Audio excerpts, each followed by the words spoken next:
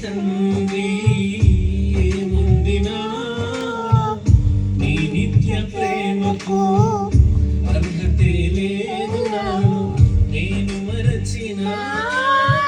నన్ను మరువలేదు నేను విడచినా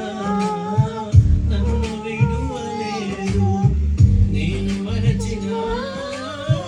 నన్ను మరువలేదు నేను విడచినా నన్ను విడువలేదు ఏముంది ఎందుకని